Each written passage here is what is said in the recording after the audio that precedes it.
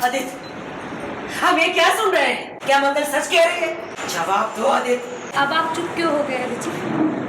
मैं तो इसलिए चुप थी क्योंकि मैं नहीं चाहती थी कि अम्मा और पापा को दुख हो ये बात जानकर कि उनका बेटा इस हद तक गिर गया। लेकिन अब आप चुप क्यों है? बताइए ना अम्मा को कि मैं सही कह रही हूँ या नहीं। एक औरत की सबसे बड़ी मजबूरी होती है उसके बच्चे, उसका परिवार, जो पिछले 15 सालों तक आपके हाथों में अपमान सहती रही है, उसी मजबूरी के कारण, ताकि मेरे बच्चों का बचपन समझा रहे, मम्मा और पापा खुश रहे। मजबूरी में मैं चुप रही और आज भी मैं मजबूरी में ही चुप थी।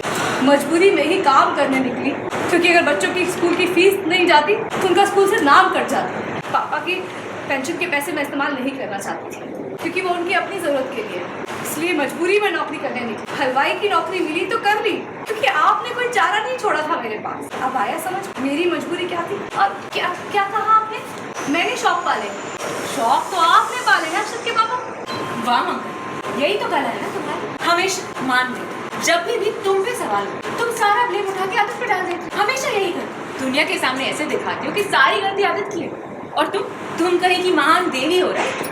लेकिन आई एम सॉरी, इस बार तुम्हारी ये दलील नहीं चली क्योंकि सब जानते हैं, सब यहाँ जानते हैं कि आदित्य जान छिड़कता है अपने बच्चों पे। आदित्य अपने बच्चों की फीस कभी भी नहीं रोकेगा मंगल। अरे वो तो चाहता है कि उसके बच्चे पढ़े लिखे आगे बढ़े, उनका फ्यूचर सेट। इंटरनेशनल स्कूल में भेजता है वो अपने बच्चों को। और ये जो कुछ भी आदित्य कर रहा है वो अपने अम्मा पापा और बच्चों के लिए ही कर रहा है। दिन रात ऑफिस में खटता है, बिजी है और यहाँ इतना सब कुछ चल रहा है। उसके माइंड से फीस देने के बाद स्लिप हो गई होगी, भूल गया होगा। लेकिन तुम्हें ये सारा ड्रामा करना था। मांग नहीं सकती थी तुम पैसे? मांग सकती थी ना तुम आदित्य से पैसे। 15 साल से तो तुम आदित्य पैसों के ही पल भी, तो फिर अब क्या हुआ? क्यों अचानक से मांगना बंद कर दिया? इसीलिए ना क्योंकि तुम आदित्य को नीचा दिखाना चाहती थी, बदला लेना चाहती थी तुम आदित्य से, राइट?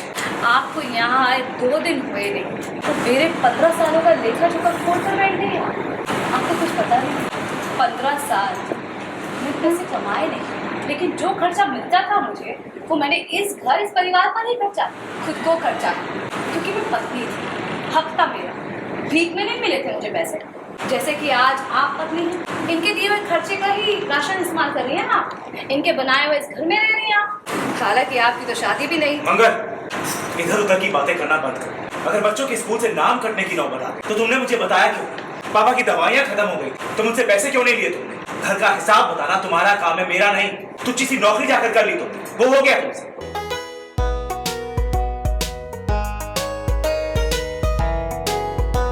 मैं इस बार पोल नहीं खोल रही हूँ, इस बार मंगल मेरी पोल खोल रही है। वो बता रही है सबको कि फ़ीस तो भरी नहीं थी बच्चों की और इसलिए उसको मजबूरी में हलवाई का काम करना पड़ा। तो बेसिकली इस बार मैं थोड़ी बहुत फंस गई हूँ क्योंकि मुझे लगा था कि मंगल कभी भी अपना मुंह खोलेगी नहीं, उसमें वो गट्स नहीं आएंगे कि वो सबको बता देगी कि उसने वो हलवाई वाला काम क्यों किया। लेकिन उसने बता दिया है और मैं फंस गई हूँ। लेकिन मैंने इसके लिए भी एक तोड़ निकाला है और मैंने सारी बाजी पलटने की कोशिश की है मंगल पे और उसे ये कहा है कि तुम पैसे मांग लेती, इतना ही है तो तुम पैसे मांग लेती और तुम में किस बात की अकड़ आ गई है।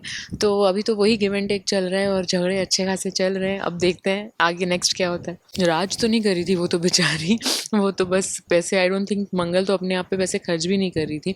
लेकिन ऑब्वियसली मैं सुनाने का मौका छोड़ूंगी नहीं, तो मैंने कह दिया कि तुम इतने सालों से आदित्य के टुकड़ों पे पल रही थी और उसके कमाए हुए पैसों पे पल रही थी।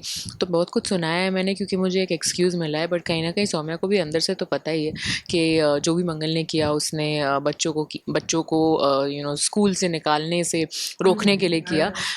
लेकिन सुना रहे हम दोनों एक दूसरे को। इस बार मंगल भी एक टक्कर के जवाब दे रही है तो मज़ा आ रहा है। लेकिन मैं इतनी आसानी से तो नहीं छोड़ूंगी। आदित्य को तो अभी कन्विंस करना है किसी भी तरह के मैंने कुछ किया नहीं है और मैंने मैं भूल गई थी फ़ीस देना, तो अब मैं उस काम में लग जाऊंगी। फैंस के लिए मैसेज यही है कि शो देखते रहिए और जो हमारी तकरार है वो एंजॉय करते रहिए। मेरे और कुसुम जी के बहुत ही इंटरेस्टिंग सीन्स आने वाले हैं जहाँ पे वो मुझे अच्छा खासा टॉर्चर करने वाली है और हम दोनों एक दूसरे को बहुत परेशान करने वाले हैं। मंगल से मेरा एक दूसरा इक्वेशन हो गया है, हम फेस ऑफ में हम दोनों एक दूसरे को बातों से सुनाते हैं, लेकिन कुसुम जी तो मुझे हरकतों से सुना रही हैं और मुझसे अब झाड़ू कटका भी कराने वाली है। तो आई एम श्योर आप लोगों को देख के बहुत मज़ा आएगा।